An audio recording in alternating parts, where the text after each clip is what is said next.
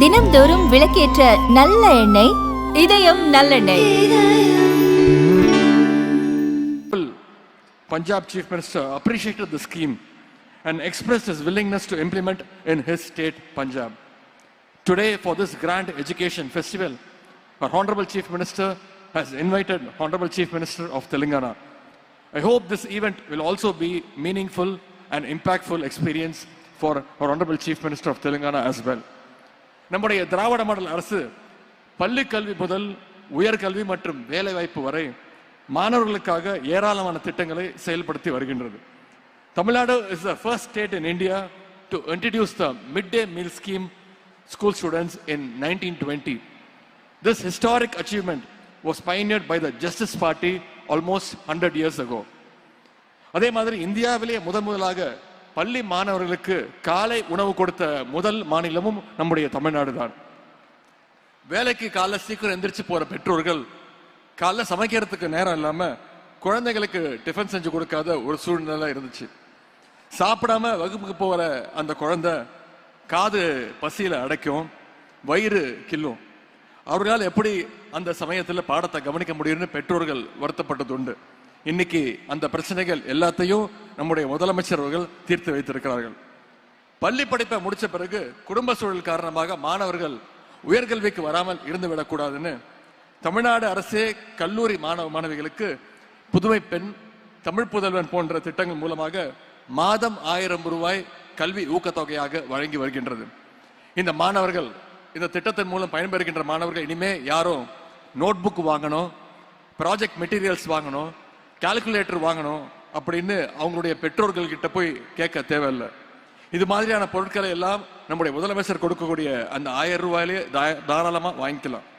இந்த திட்டங்கள் வந்த பிறகு பள்ளி படிப்பு முடித்துவிட்டு உயர்கல்வி செல்லுகின்ற வாய்ப்பு இருந்தும் பொருளாதார சூழல் காரணமாக உயர்கல்வியை தொடர இயலாத கிட்டத்தட்ட 15000 மாணவர்கள் இன்னைக்கு உயர்கல்வியில இந்த திட்டத்தின் மூலம் சேர்ந்திருக்கிறாங்க. அது மட்டும் இல்ல, மாணவர்களை வேலை வாய்ப்புக்கு தயார்படுத்துகின்ற வகையில நான் முதல்வன் திட்டம் செயல்படுத்தப்பட்டுள்ளது. படிப்புடன் வேலைகளுக்கான அந்த ஸ்கில்ஸையும் நான் முதல்வன் திட்டம் வழங்கி கொண்டு வருகின்றது. குறிப்பா வேலை தேடுகின்ற நிலையை தாண்டி மற்றவர்களுக்கும் வேலை கொடுக்கலாம் என்கிற கான்பிடன்ஸை நம்முடைய நான் முதல்வன் திட்டம் தொடர்ந்து வழங்கி வருகின்றது. கல்விக்கு மட்டுமின்றி இன்னைக்கு உடல் கல்விக்கும் விளையாட்டுக்கும் நம்முடைய அரசு, நம்முடைய முதலமைச்சர் அவர்கள் முக்கியத்துவம் கொடுத்து வருகின்றாங்க. இந்த நிகழ்ச்சியுடைய பெயரே கல்வியில் சிறந்த தமிழ்நாடு. கல்விக்கு மட்டும் முக்கியத்துவம் கொடுக்காம எங்களுடைய விளையாட்டு வீரர்களுக்கும் இந்த மேடையில் இடம் கொடுத்த முதலமைச்சருக்கு இந்த நேரத்தில் விளையாட்டு வீரர்களின் சார்பாக என்னுடைய நன்றியை தெரிவித்துக் கொள்கின்றேன். எப்படி பள்ளி கல்வி முக்கியமோ, எப்படி மேற்கல்வி முக்கியமோ, உயர்கல்வி முக்கியமோ, அதே மாதிரி உடற்கல்வியும் முக்கியம்னு இந்த நிகழ்ச்சியின் மூலமாக நம்முடைய முதலமைச்சர் அவர்கள் தெரிய வச்சிருக்கிறாங்க. Our Chief Minister believes that financial constraints should not be a barrier for our athletes. Therefore, he launched the Tamil Nadu Champions Foundation in 2023. It's the first of its kind initiative in India. Our Honorable Chief Minister has personally contributed 5 lakh rupees as the very first supporter to the Tamil Nadu Champions Foundation, and I'm proud to say he was the first contributor for this foundation. Tamil Nadu Champions Foundation மூலமாக இன்றைக்கு ஆயிரக்கணக்கான வீரர்களுக்கு சுமார் 25 கோடி ரூபாய் மதிப்பிலான நிதி உதவியையும் விளையாட்டு உபகரணங்களையும் வழங்கியிருக்கின்றோம். To encourage our youth in sports, our Honorable Chief Minister provided jobs for more than 100 athletes last year in government and public sector through the 3% reservation for sportsperson. We are also giving equal importance to para athletes. We have already established 6 para arenas across the state and 5 more will be set up soon. Our Chief Minister has been awarding high cash incentives to the para athletes on par with other players. This year, our government is committed to provide government jobs to 25 more para athletes. விளையாட்டுக்கு நம்முடைய அரசு எந்த அளவுக்கு முக்கியத்துவம் கொடுக்கிறது என்று விளையாட்டு வீரர்களுடைய தங்களுடைய கருத்துக்களை எல்லாம் இங்கே பகிர்ந்து கொண்டார்கள். குறிப்பாக இங்கே நான் சொல்லணும்னா, மாற்றுத்திறனாளி தம்பி மனோஜ் அவர்கள் கூறிய கருத்துக்கள் மிகுந்த நிகழ்ச்சியாகவும் எனக்கு மகிழ்ச்சியாகவும் இருந்தது. தம்பி மனோஜ் ஒரு சாதாரண குடும்பத்தில் பிறந்து டான்சியில ஒரு கான்ட்ராக்ட் ஒர்க்கராக வேலை செய்து கொண்டிருந்தார். அவருடைய திறமையை கண்டுபிடித்து சில ஆண்டுகளுக்கு முன்புதான் தமிழ்நாடு சாம்பியன்ஸ் ஃபவுண்டேஷன் மூலமாக நிதி உதவி அளித்தோம். முதலமைச்சருடைய உத்தரவு கிழங்க அவர் வெளிநாடுகளில் நடந்த பல்வேறு போட்டிகளில் வெற்றி பெற்று பதக்கங்களோடு நம்முடைய தமிழ்நாட்டுக்கும் இந்தியாவுக்கும் பெருமை சேர்த்து கொண்டே இருந்தார். அது மட்டுமல்ல, அவருக்கு 3% இடஒதுக்கீட்டின் கீழே அரசு வேலையும் நம்முடைய முதலமைச்சர் அவர்கள் வழங்கினார்கள். தம்பி மனோஜுக்கு அவர் சொன்னது போல சென்ற ஆண்டு திருமணமானது.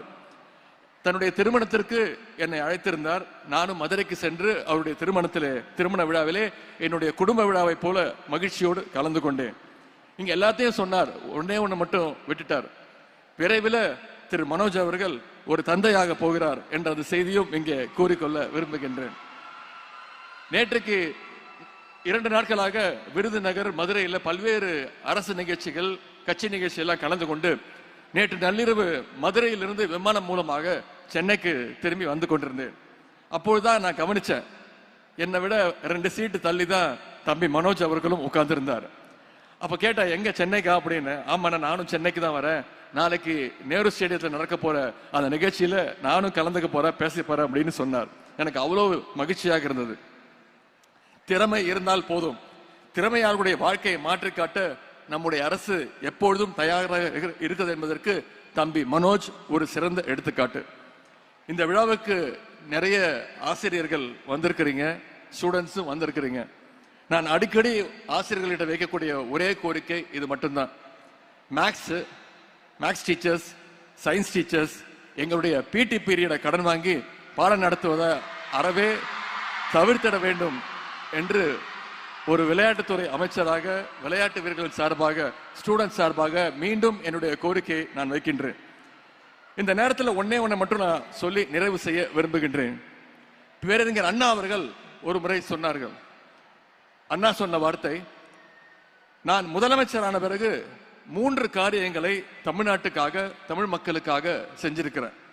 தமிழ்நாட்டுக்கு தமிழ்நாடுன்னு பெயர் சூட்டி இருக்கிறேன். தமிழ்நாட்டில் ஹிந்திக்கு இடம் இல்லை, இருமொழி கொள்கை மட்டும்தான் அப்படின்னு சட்டம் ஏற்றிருக்கிறேன். சுயமரியாதை திருமணத்திற்கு சட்ட அங்கீகாரத்தை வழங்கியிருக்கிறேன். இந்த 3 விஷயத்தை நான் தமிழ்நாட்டுக்காக செஞ்சிருக்கிறேன். எனக்கு பிறகு ஆட்சிக்கு வரக்கூடியவர்கள் இந்த 3ஐயும் மாற்ற நினைத்தால் அவருடைய மனசுல ஒரு பயம் வரும், ஒரு அச்சம் வரும்.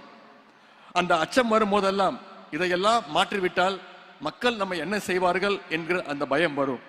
அந்த அச்சம் எதிரிகளை எவ்வளவு நாளைக்கு ஆட்டுகிறதோ அது வரைக்கும் தமிழ்நாட்டுடைய முதலமைச்சர் இந்த அண்ணாதுரை தான் என்று பேரறிஞர் அண்ணா அவர்கள் சொன்னார்கள். அதையே நான் இப்பொழுது கொஞ்சம் மாற்றி சொல்ல விரும்புகின்றேன்.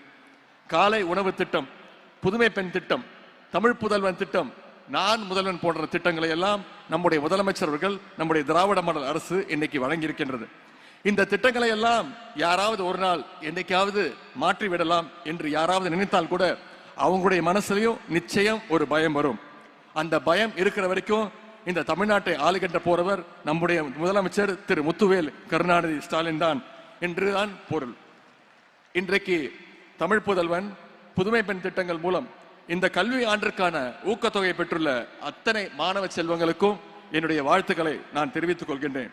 இங்க இருக்கக்கூடிய மாணவர்கள் கல்வியில் சிறந்த தமிழ்நாட்டை இன்னும் பல உயரங்களுக்கு எடுத்து சென்று நம்முடைய மாநிலத்துடைய பெருமையும் இந்திய ஒன்றியத்துடைய பெருமையும் உலகிற்கு பறைசாற்றுவோம் என்று கூறிக்கொண்டு இந்த வாய்ப்புக்கு நன்றி கூறி விடைபெறுகின்றேன். நன்றி, வணக்கம்.